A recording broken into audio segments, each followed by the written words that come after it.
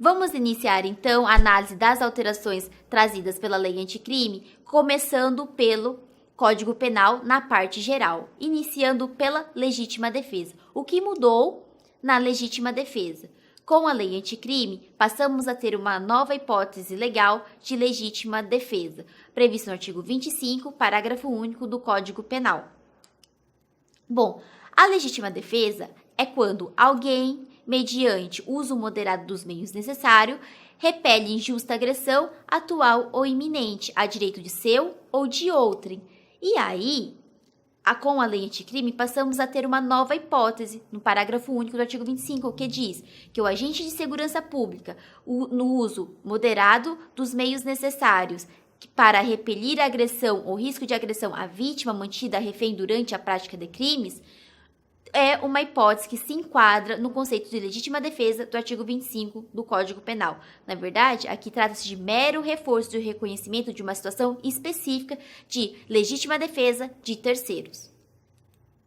Vamos então seguir para analisar em relação às alterações no que diz respeito à pena de multa. Bom, a Lei Anticrime, ela altera o teor do artigo 51 do Código Penal para conferir competência ao juiz da execução penal para conduzir a execução da pena de multa. Então, diante de uma sentença condenatória em trânsito em julgado, o que acontece em que se fixa uma multa como pena, essa multa ela vai ser executada pelo juiz da execução, continua tendo caráter de dívida de valor e as normas relativas à dívida ativa da Fazenda Pública continuam sendo aplicadas, inclusive no que diz respeito às causas interruptivas e suspensivas da prescrição. Aqui a dúvida gerava em relação à divergência de entendimento do STF e do STJ em relação quem teria legitimidade para ajuizar uma ação de cobrança dessa multa. Para o STJ, prevalecia, de forma majoritária, que a competência era do procurador da Fazenda, da Fazenda Pública teria competência para tanto. E o STF entendia que quem teria competência para propor a ação de cobrança de multa decorrente de sentença condenatória com trânsito em julgado era o Ministério Público. Então, com essa alteração trazida pela Lei Anticrime, essa discussão, ela é colocada em xeque porque o legislador estabelece que quem irá conduzir a execução da pena de multa será o juiz da execução e, portanto, quem terá legitimidade para propor essa ação de cobrança dessa multa decorrente de sentença condenatória com trânsito em julgado será o juiz ou será o Ministério Público. Bom, e a nossa próxima alteração diz respeito ao tempo de cumprimento da pena privativa de liberdade nos termos do artigo 75 do Código Penal, em que o limite máximo para o cumprimento de pena privativa de liberdade não pode ser superior a 40 anos. Anteriormente, antes da Lei Anticrime, esse limite máximo era não superior a 30 anos. Mas agora, com a vigência da Lei Anticrime, com essa alteração no artigo 75 do Código Penal, o limite máximo passou a ser 40 anos.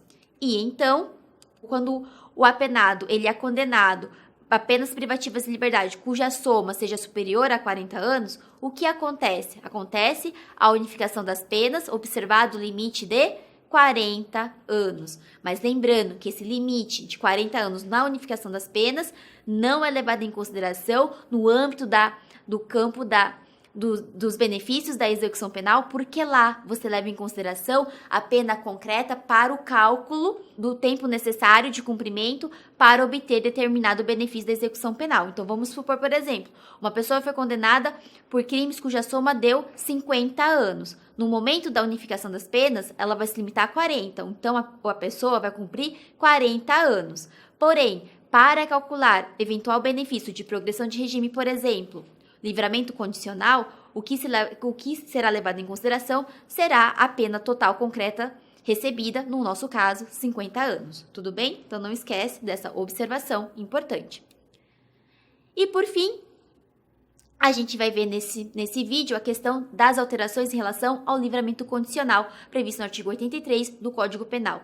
Bom, o livramento condicional, ela é uma antecipação, uma soltura antecipada do apenado em que ele ainda cumpre pena, porém cumpre pena fora do sistema prisional.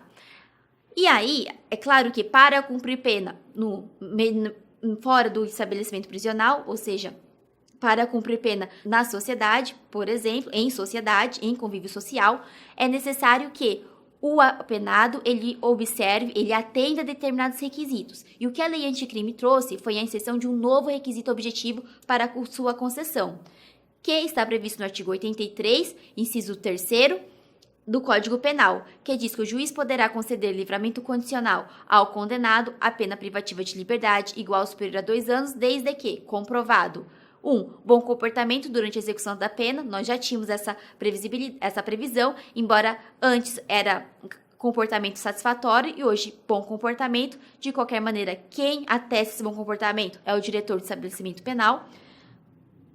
A linha C, bom desempenho no trabalho que lhe foi atribuída, e D, aptidão para prover a própria subsistência mediante trabalho honesto, que também já eram requisitos anteriormente. Então, qual foi a inovação trazida pela lei anticrime? O requisito objetivo de não cometimento de falta grave nos últimos 12 meses. Esse é o novo requisito conferido, trazido pela lei anticrime para conceder o livramento condicional. E lembrando que isso é importante porque já era pacífico no entendimento especial do STJ de que a prática de falta grave não impedia a concessão do livramento condicional, certo? A falta grave, ela interferia no prazo de progressão, etc., e outros benefícios, mas no que diz respeito ao livramento condicional, ela não era óbice. Mas agora, com a alteração da lei anticrime, o cometimento de falta grave, claro, dentro do lapso de 12 meses, impede a concessão do livramento condicional, porque o não cometimento de falta grave nos últimos 12 meses passou a ser um requisito objetivo para concessão desse benefício. E agora vamos entrar na questão das causas impeditivas de prescrição, no artigo 116 do Código Penal, em que há previsão de causas em que a prescrição não irá correr, certo? Bom, a gente tem o inciso 2 que diz: não corre prescrição enquanto o agente cumpre pena no exterior. Aqui apenas houve uma alteração na redação do dispositivo legal, porque ao invés de exterior, antes a lei previa o termo estrangeiro. Então não há uma alteração substancial, mas uma alteração de redação do dispositivo legal. Vamos então para o que nos interessa, que realmente são novas hipóteses impeditivas de prescrição, que é o inciso 3, que é na pendência de embargos de declaração ou de recursos aos tribunais superiores, quando inadmissíveis. Então, enquanto está correndo embargo de declaração e recursos aos tribunais superiores, recurso especial, recurso extraordinário, se eles forem julgados inadmissíveis, na verdade, quando eles forem tidos como inadmissíveis, esse tempo não ocorrerá prescrição, certo? E a última hipótese é que, enquanto não cumprido ou não rescindido o acordo de não persecução penal, a prescrição não irá correr. E aí a gente vai ver que o acordo de não persecução penal foi também uma inovação trazida pela lei anticrime e que, enquanto ele não for cumprido e enquanto ou não for rescindido, a prescrição não irá ocorrer.